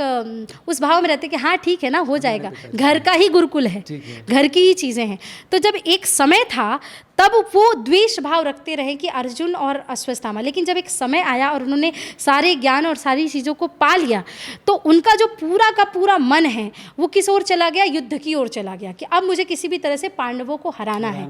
परंतु जब उनके माथे से मणि छीन ली गई थी, जब उन्होंने पांडवों के जो आखिरी बीज बचा था अभिमन्यु के पुत्र को जब उन्होंने मारने के लिए ब्रह्मास्त्र चलाया, क्योंकि द्रोणाचार्य जी ने 2 ही लोगों को ब्रह्मास्त्र दिया था, एक अर्जुन को और एक वो, आप ये बात जानते हैं। तो अश्वत्थामा ने जब ब्रह्मास्त्र चलाया तो भगवान कृष्ण ने उनसे 2 चीज़ें छीन ली, एक उनके माथे की मणि छीन ली और एक ब्राह्मण की सबसे बड़ी शान उनकी शिखा छीन ली। उस समय उन्होंने भगवान से एक ही चीज़ मांगी थी कि प्रभु मुझे भक्ति प्रदान करें और कलयुग में मैं पहला व्यक्ति रहूं जिसे मुझे आपके दर्शन हो। तो जब तक भगवान कल्कि का अवतार नहीं होगा तब तक अश्वत्थामा इसी प्रकार से पृथ्वी में, ये उन्होंने चूज़ किया। अगर वो चाहते तो उनकी मृत्यु हो सकती थी, परंतु उन्होंने जीवित रहना, दर दर की ठोकरें खाना, अपने आप को कष्ट में रखना स्वीकार किया, क्योंकि उन्हें भी कहीं ना कहीं पता था कि उनके हाथ से अधर्म हुआ है। अगर ओवरऑल बात करें तो वो भी एक बहुत बड़े योद्धा थे, बहुत बड़े ज्ञानी थे, और सबसे बड़ी बात कि उनके अंदर जो भक्ति थी वो कभी शायद बहुत खुल के निकल नहीं पाई, क्योंकि वो एक इन्फ्लुएंस में थे। लेकिन अब अश्वत्थामा जी को देखकर अगर किसी ने देखा भी होगा, वो क्योंकि उस युग के कैरेक्टर्स को जो भी व्यक्ति देख सकता है ना, वो इन 2 आंखों से तो नहीं देख सकता।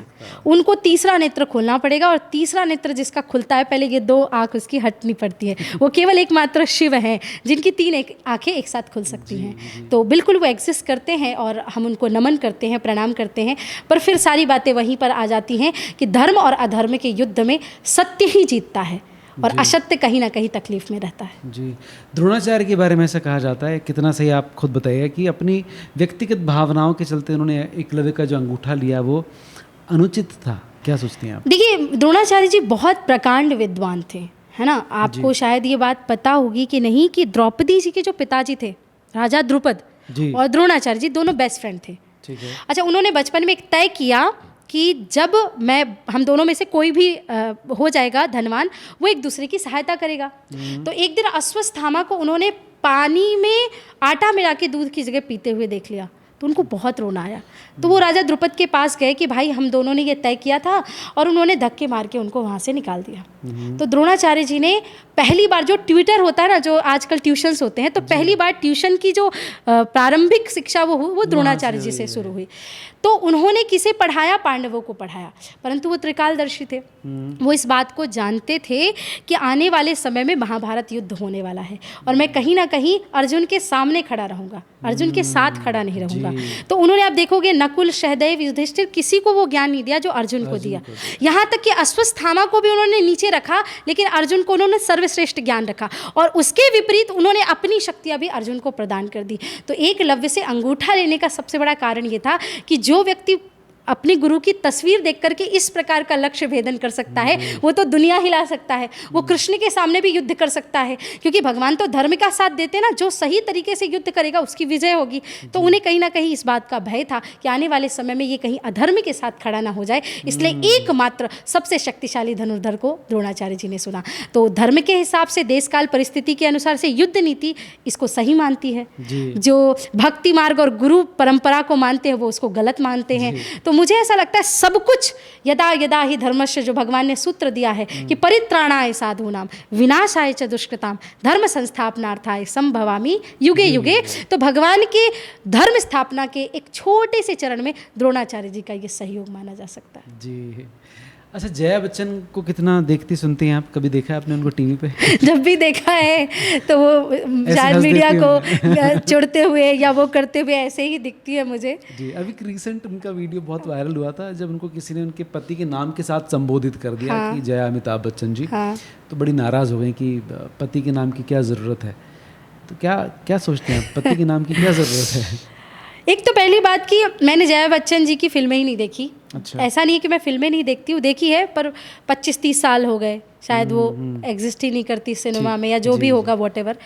रही बात अमिताभ बच्चन जी की, तो वो सदी के सबसे बड़े महानायक के रूप में 50 साल से हैं, और मुझे ऐसा लगता है 500 साल बाद भी लोग बोलेंगे जी उनकी फिल्में देख कर कि भाई कोई नायक हुआ करते थे। जी। तो सबसे पहली बात, आप एक ऐसे प्रभावशाली व्यक्ति, आपके पति हैं, आप उनकी बात कर रही हैं और आप उनको नकार रही हैं। आप जया बच्चन हैं, आप एक मनुष्य हैं। आप थोड़े बहुत शास्त्र मैंने पढ़े हैं, धर्म ग्रंथ पढ़े हैं, आपने सुना होगा लक्ष्मी नारायण, राधा कृष्ण, सीताराम, या माँ के नाम से भी यशोदानंदन, कौशल्यानंदन।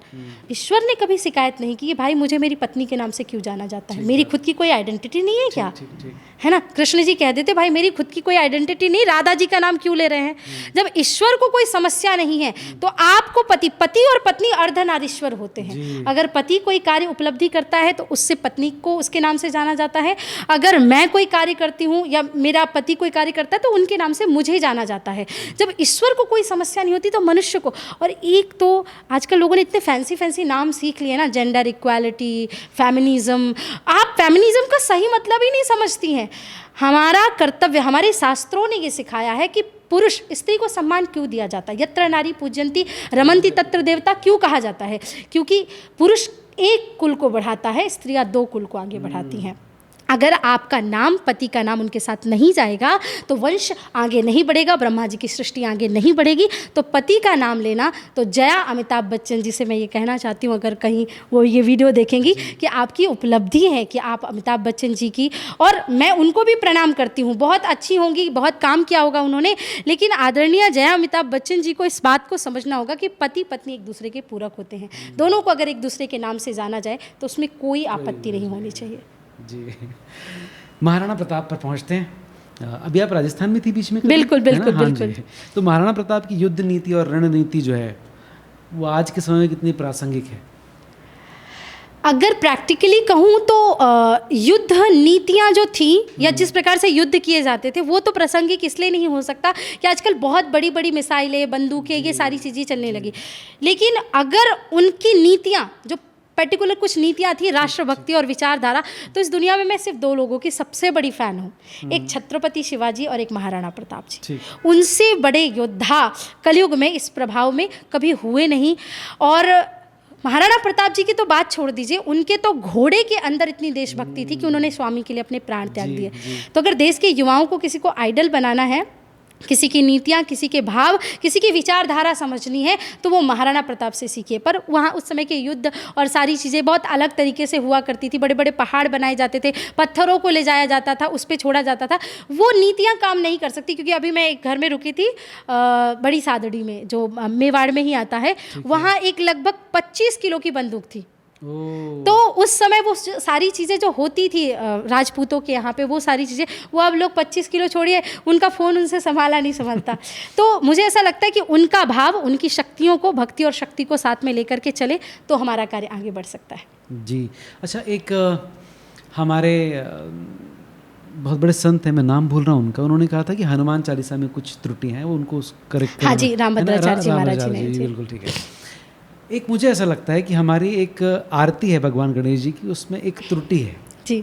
मुझे शायद लोग मारेंगे पर मुझे लगता है ऐसा, और शायद मैं बोल दूंगा तो शायद इस चीज़ को गलत नहीं भी माने। हाँ। कि अंधन को आंख देत, कौड़िन को काया, बांझन को पुत्र देत, निर्धन को माया। तो बांझन को पुत्र क्यों देत, पुत्री क्यों नहीं देत? ये जेंडर इक्वालिटी भले ही शब्द बुरा लगता हो, लेकिन आज की तारीख में अगर इसको देखा जाए तो पुत्रियाँ भी उतनी विशेष हैं जितनी कि पुरुष या पुत्र हैं। तो क्या लगता है इसको बदला जाना चाहिए? देखिए, जिस समय वो वाक्य कहा गया था ना, उस समय किसी में भेदभाव होता नहीं था। पुत्र का मतलब संतान ही होता था। और अगर आपको बदलना भी है तो उसे संतान करिए, मैं नहीं कहती उसको पुत्री करिए। क्योंकि आप किसी भी व्यक्ति को क्यों कम आंकेंगे? पुरुष का प्रभाव कम है क्या, या स्त्री का प्रभाव कम है क्या? दोनों ही बराबर है। अगर जेंडर इक्वालिटी की, अच्छा मैं नवनीत जी इस बात को बोलूँगी कि फेमिनिज्म के मैं बहुत बड़ी फेमिनिस्ट हूँ।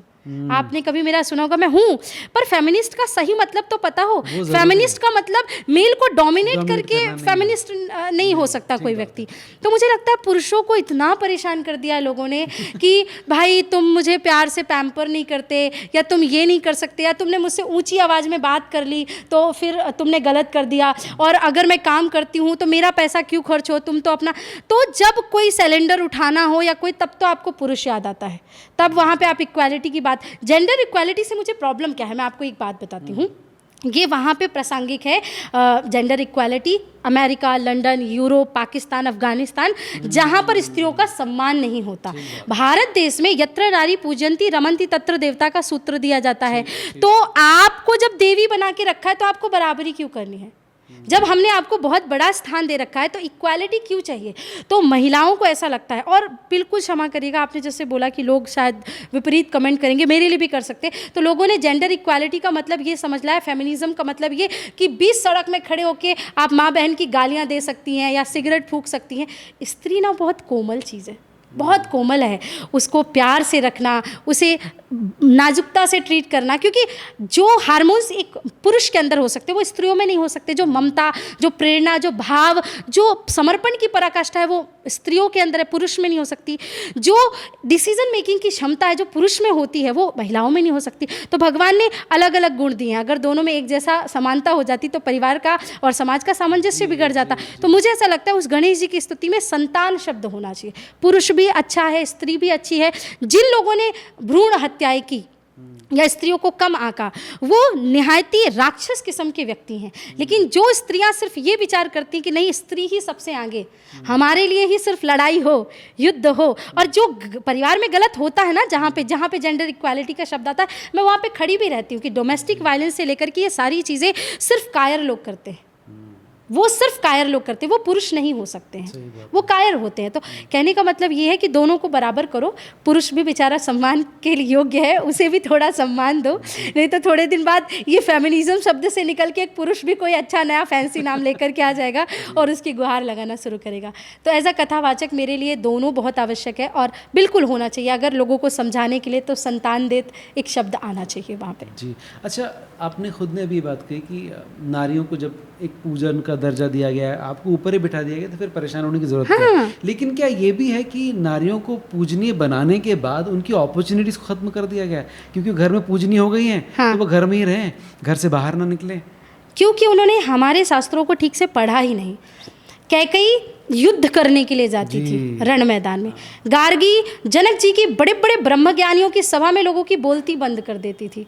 हमारे शास्त्रों में पति के साथ कदम से कदम मिला के चलने की परंपरा है। हमारे यहाँ घर में बैठने की परंपरा है ही नहीं। ये जो घूंघट इत्यादि सब देख रहे हैं ना, ये मुगलों के बाद प्रारंभ हुआ। हमारे यहाँ की जो परंपरा है, आप देखिए इससे ज़्यादा मॉडर्निज्म क्या होगा कि आपको आपका वर चुनने की सबसे बड़ी अपॉर्चुनिटी सनातन धर्म में स्वयंवर होते थे हमारे यहाँ। और एक नहीं, कितने पुरुष लाइन से खड़े होते थे, स्त्री चुनती थी कि उसको कौन सा वर चाहिए। कभी आपने वर के लिए देखा कि उनके लिए स्त्रियां खड़ी रहती थी? बहुत कम सुना होगा, लेकिन स्वयंवर होता था, स्वयं वधू नहीं होता था, है ना। तो मुझे ऐसा लगता है कि हमारे धर्म में तो बहुत सारी, लेकिन जो मुगल काल आए, तुर्किश आए, उन्होंने ये सिखाया, अपनी स्त्रियों को काले कपड़े में लपेट करके उन्होंने रखा। और उसके बाद से वो चीज़ें कहीं ना कहीं ऐसे प्रारंभ हुई कि हमारे यहाँ बहनों को घर में रखा, नौकरी नहीं कर सकते, ये नहीं कर सकते। वो विचारधारा ही गलत है। मैंने आपको बताया ना, सब कुछ चरित्र के ऊपर है। उन्हें अपना चरित्र बढ़ना होगा। और उसका सबसे एक सीधा मार्ग आपको बताती हूँ कि बस कुछ मत करिए। आप हमारे धर्म ग्रंथ पढ़िए, कुछ मत पढ़िए, रामायण पढ़ना शुरू कर दीजिए। आप अपने घर की स्त्री का सम्मान अपने ही आप प्रारंभ कर देंगे। आपको सम्मान करने की आवश्यकता नहीं पड़ेगी, वो अंदर से निकलेगा। जब आप सीता के कैरेक्टर को पढ़ेंगे, आप कौशल्या को पढ़ेंगी, आप किसी भी एक कैरेक्टर, आप उर्मिला को पढ़ेंगे, तो आपको लगेगा कि ये होती है समर्पण की पराकाष्ठा। तो स्त्री कुछ भी करे, फिर उसके सम्मान में हाथ ही जोड़ेंगे। बिल्कुल। उर्मिला के बारे में कम बात होती है, बहुत कम बात होती है। और मुझे ऐसा लगता है ना कि जिसको सबसे ज़्यादा न्याय मिलना चाहिए, उतना न्याय शायद बाबा तुलसीदास जी को भी लगा होगा कि उर्मिला का अगर कैरेक्टर मैंने बहुत अच्छे से डिफाइन कर दिया, मुझे भगवान क्षमा करेंगे हाथ जोड़ करके, तो शायद सीता जी का जो कैरेक्टर वो शायद थोड़ा सा हल्का पड़ जाएगा। ये बात मैं कहना चाहूँगी, क्योंकि जैसे महाभारत में मैंने बताया ना, मुझे कर्ण बहुत पसंद है, पितामह बहुत पसंद है। वैसे रामचरितमानस में उर्मिला और भरत मुझे बहुत पसंद है। उर्मिला के बारे में एक वाक्य आपको मैं बताती हूँ कि जब राम जी वनवास में जा रहे थे और लक्ष्मण जी उर्मिला जी से मिलने के लिए आए कि भाई मैं आखिरी तुमसे विदा लेने आया हूँ, तो उर्मिला जी पेंटिंग बहुत अच्छी बनाती थी, चित्रकला में निपुण थी। तो वो राम राज्य की तस्वीर बनाई थी, क्योंकि आनन फानन में तय हुआ था कि राम को राजा बनना है, और आनन फानन में ही तय हुआ कि राम को वनवास जाना। तो उनको तो पता भी नहीं था कि राम का वनवास होने वाला है। तो उन्होंने कहा ये पूरा फ्रेम मैं बना के पिताजी को अपने भिजवाऊंगी कि कैसे राम जी का राज्याभिषेक हुआ, कि एक तरफ मेरे पति खड़े रहेंगे, दूसरी तरफ माता सीता राम जी बैठे रहेंगे। और जैसे ही लक्ष्मण जी ने आवाज़ दी उर्मिले, तो उनका जो मोर पंख था और शाही थी वो पूरी गिर गई और उनका चित्र खराब हो गया। तो उर्मिला जी की आंखों में आंसू। लक्ष्मण जी ने पूछा क्यों रो रही हो? बोले क्योंकि मेरा चित्र खराब हो गया। तो लक्ष्मण जी ने कहा शायद ये स्वाभाविक ही था, क्योंकि अयोध्या का भी पूरा चित्र खराब हो चुका है। अब राम राजा नहीं, राम वनवास जा रहे हैं और मैं बस तुमसे आज्ञा लेने आया हूँ। उस समय क्या उर्मिला पतिव्रता नहीं थी? वो चाहती तो कह देती मैं भी आपके साथ चलूँगी, पर लक्ष्मण जी ने कहा मैं राम जी की सेवा करने जा रहा हूँ। और सेवक के साथ, एक दास के साथ, एक भाई के साथ जो उनके साथ परछाई बन के जा रहा है, दूसरी परछाई होगी तो वो डिस्टर्बेंस पैदा करेगी। इतना बड़ा त्याग अगर कोई कर सकता था तो वो उर्मिला। उर्मिला जी ने कहा कोई बात नहीं, मैं आपके साथ नहीं जाऊँगी, परंतु मुझे आपकी आरती उतारनी है। आरती सजाने गई और लक्ष्मण जी को लगा भैया भाग ना जाए, तो वो चले गए। उर्मिला जी दरवाजे तक आई, तब तक लक्ष्मण जी, राम जी, सीता जी जा चुके थे। वो जो उर्मिला थी, उन्होंने अपने पति व्रत से भगवान से प्रार्थना की और उस अग्नि देवता को कह सकते हैं एक वचनबद्ध कर दिया कि हे दीप, मैं तुम्हें ये वचन देती हूँ, मैं यहाँ तब तक खड़ी रहूँगी जब तक मेरे पति वापस आ नहीं जाते, क्योंकि मैंने आरती की थाली सजाई है तो इसी दीपक से उनकी वापस आरती उतारूंगी जब वो 14 वर्ष बाद वनवास से आएंगे। और वो दीप 14 वर्ष तक जलता रहा, वो अखंड ज्योत वहाँ उनकी जलती रही। इससे ज़्यादा त्याग की पराकाष्ठा दुनिया में कौन हो सकती है? तो वास्तविकता में जो एक प्रेम है, जो एक समर्पण है, वो उर्मिला दिखाती हैं, वो एक त्याग है, वो उर्मिला दिखाती हैं। तो सच में बहुत कम बोला गया है, पर मुझे ऐसा लगता है कि मैथिली शरण गुप्त जी ने उसको अच्छे से डिफाइन किया। किसी को हाँ आपको पढ़ना हो तो आप पढ़ सकते हैं, मुझे बहुत पसंद है। एक तो मैथिली शरण गुप्त जी और एक कालिदास जी, ये दो मेरे फेवरेट रचनाकार रहे हैं जिनको मुझे पढ़ना बहुत अच्छा लगता है जी। हम लोगों ने राम राज्य के बारे में बात की, बहुत सारी रिस्पॉन्सिबिलिटीज़ को लेकर उसमें समझा कि किसकी क्या जिम्मेदारी थी। कभी कभी लगता है कि नेताओं की जिम्मेदारियां सिर्फ चुनाव के दौरान दिखती हैं, जब वो उस दौरान किसी पिछड़ी जाति या पिछड़े वर्ग के घर पर जाकर खाना भी खाते हैं, अदरवाइज़ उनको कुछ याद नहीं आता। आप इसको किस तरह से देखती हैं? राजनीति जो है ना, वो जब पहले कहते थे कि भाई नेताजी आ रहे हैं, नेताजी आ रहे हैं, तो सुभाष चंद्र बोस या इनका नाम सुन के गर्व से छाती चौड़ी हो जाती थी। सही कहा। आज के परिवेश में कोई नेताजी कहता है ना, तो शर्म से आंखें झुक जाती, क्योंकि कई बार गाली की तरह भी लगता है, क्योंकि नहीं कुछ मंदबुद्धि नेताओं ने देश को इतना बिगाड़ दिया है, ऐसा कर दिया है। और जातिगत और परिवारवाद, ये दो ही चीज़ें राजनीति में चल रही हैं। आप देखोगे तो आप इमेजिन करो उत्तर प्रदेश, तो आपको लगेगा हाँ यादवों का राज्य है। आप उत्तर प्रदेश और बिहार को और झारखंड को इमेजिन करो तो आपको एक वर्ग दिखाई देगा। फिर महाराष्ट्र को इमेजिन करो तो आपको मराठा दिखाई देंगे। आपको ऐसा लगता है कि हिंदुत्व, सनातन और वहाँ के लोग कहीं खो गए हैं।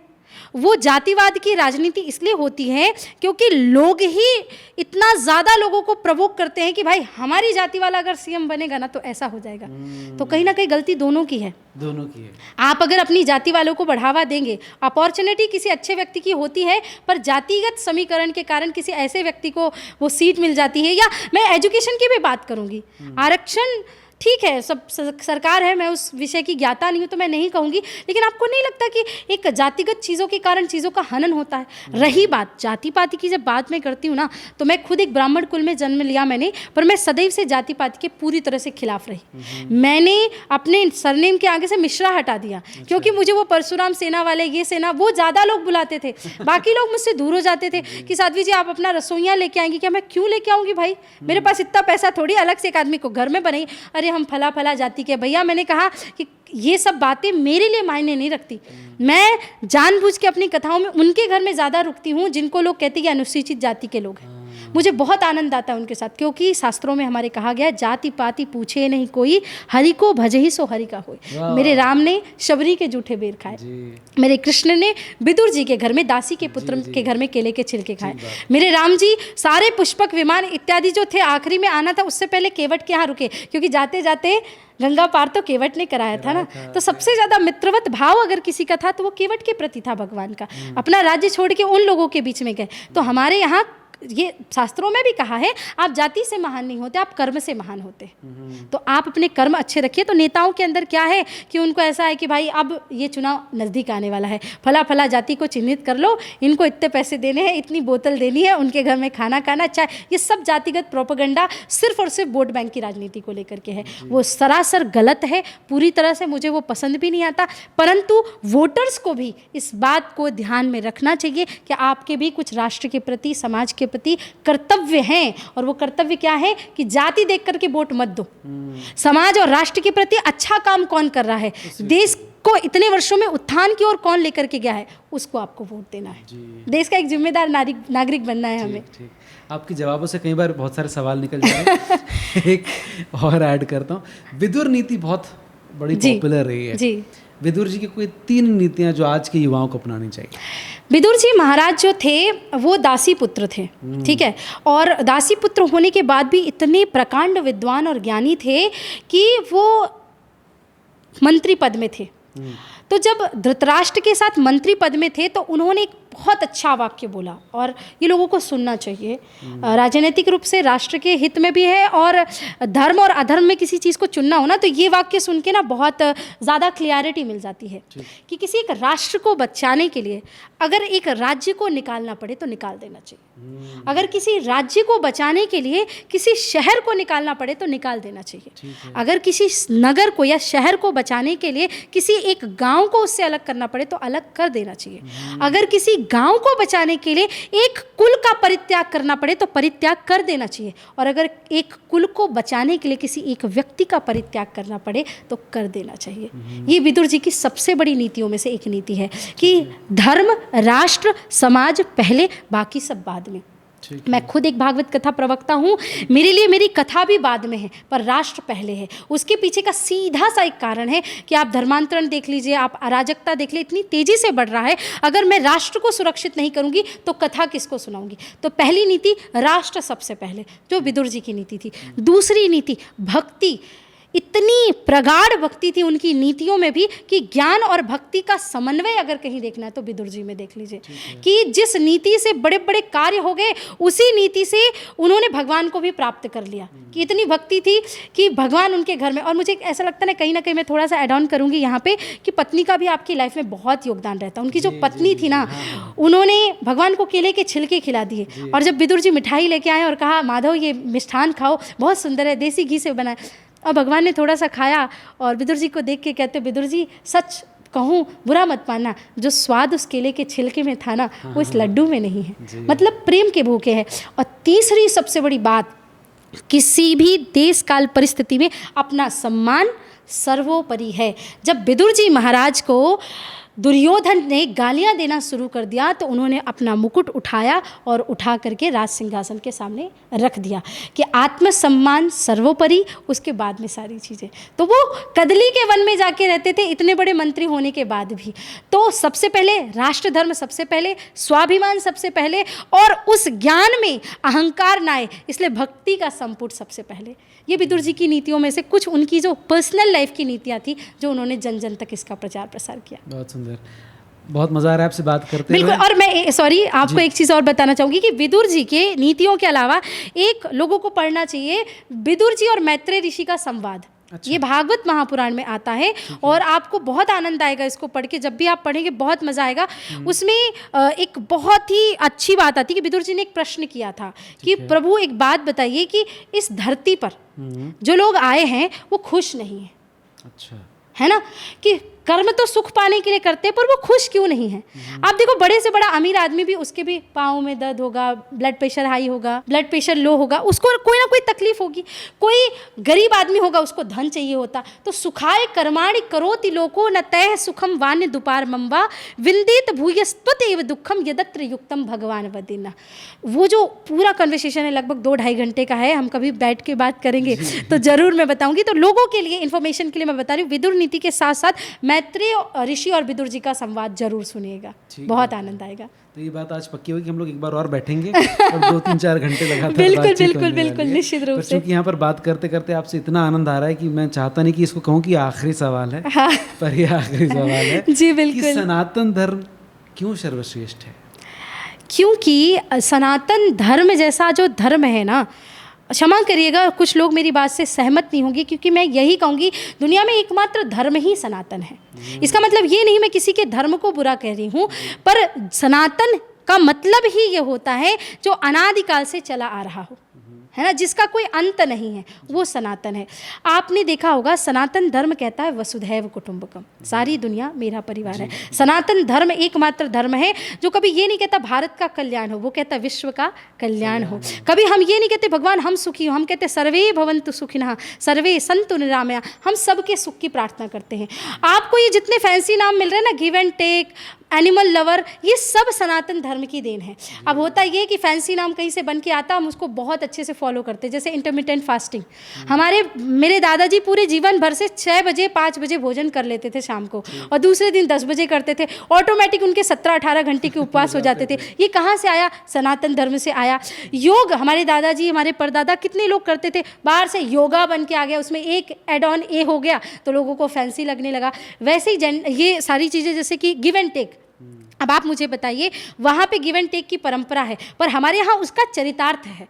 हमारे यहाँ पेड़ पौधे हमको ऑक्सीजन देते हैं, पर पूरी दुनिया का ऐसा एक देश बता दीजिए जो तुलसी में जल डालता हो, जो पीपल के वृक्ष की पूजा करता हो। हम उनसे ऑक्सीजन लेते हैं, उसके बदले में हम उनका पूजन करते हैं, हम उनको संरक्षण देते हैं।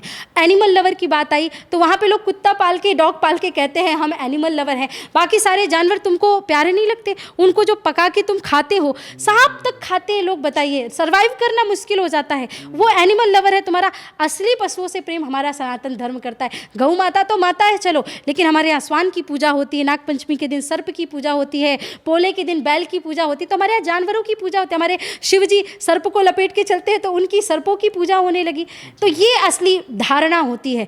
ऐसे कितने सारे उदाहरण हैं जो गिव एंड टेक के मैं आपको दे देती हूँ कि भगवान सूर्य, आपने देखा होगा फॉरेन में लोग सन बात लेते हैं, कितने लोग हैं जो सूर्य देव को अर्घ दे रहे हैं। हम कहते हैं जपा कुसुम सांकासम काश्यपेयम महाज्योतिम तमोहरिम सर्व पापग्नम प्रणतोष्मि दिवाकरम, हम भगवान सूर्य को प्रणाम करते हैं। तो गिव एंड टेक अगर कहीं दुनिया में किसी ने सिखाया है वो सनातन धर्म ने सिखाया। एक और बहुत फेमस फैंसी शब्द है लिबरल। सनातन धर्म से ज्यादा लिबरल दुनिया में कौन हो सकता है, आप बताइए जरा। पारसियों को जब मार मार के वहां से भगाया गया था, पूरी दुनिया में एकमात्र ऐसा देश है जो भारतवर्ष, जिसको उन्होंने शरण दी। आप देखोगे मुगलों से औरंगजेब के पिता को उन्होंने मार के डाल दिया। हमारे यहाँ तो पिता की आज्ञा पे 14 वर्ष वनवास चले जाते हैं, और एक भाई क्या करता है, उनकी पादुका, चरण पादुका लेकर के राज्य करता है। तो हमसे ज़्यादा कोई लिबरल नहीं, हमसे ज़्यादा कोई उदार नहीं, हमसे ज़्यादा गिव एंड टेक की भावना नहीं, इसलिए सनातन धर्म सर्वश्रेष्ठ है। और मुझे इस बात पे पूर्ण भरोसा है 100% कि सनातन धर्म का डंका पूरी दुनिया में बजने वाला है, और पूरी दुनिया सनातन धर्म के सामने नतमस्तक होगी, क्योंकि साइंटिफिक भी है, धार्मिक भी है, प्रासंगिक भी है, और सबका भला चाहती है। क्या बात है। और मुझे लगता है देश के युवा भी इस चीज़ को एक्सेप्ट कर रहे हैं, क्योंकि आप आजकल देख रहे होंगे लोग गोवा, शिमला, मनाली, कश्मीर छोड़ करके उज्जैन जा रहे हैं, महाकाल। मैंने एक रील देखी थी, उस रील में बड़ी सुंदर आवाज़ में किसी ने कहा था कि लोग जाते होंगे गोवा, लेकिन हम तो काशी जाएंगे अपने भोलेनाथ जी से मिलने के लिए। गंगा के किनारे बैठ के जब ओम नमः शिवाय का गुंजान करेंगे, तो उससे ज़्यादा सुखद इंद्र का सिंहासन भी नहीं हो सकता। तो वास्तविकता में ये देश है ना जो कह रहा है कि हमको जाना है, तो सनातन धर्म के लिए युवा और साथ साथ में विदेशी पर्यटक भी इतने अधिक संख्या में आ रहे हैं, तो मुझे तो बहुत आनंद है, और सनातन धर्म का डंका पूरी दुनिया में बजने वाला है। जी, बहुत बहुत धन्यवाद शो पर आने के लिए, इतनी सारी बातचीत इतने खुले दिल से करने के लिए। बहुत बहुत धन्यवाद आपका मुझे बुलाने के लिए। मुझे पता ही नहीं चला कि मैं कोई शो कर रही थी या किसी से ऐसे चर्चा, मुझे लग रहा था बस सत्संग हो रहा है, दो लोगों की बातें हो रही हैं, एक व्यक्ति को जानने की उत्सुकता है, मुझे अपने धर्म के बारे में बताने की उत्सुकता है, तो मुझे भी बहुत ज़्यादा आनंद आया, और बहुत बहुत धन्यवाद मुझे बुलाने के लिए। बहुत धन्यवाद।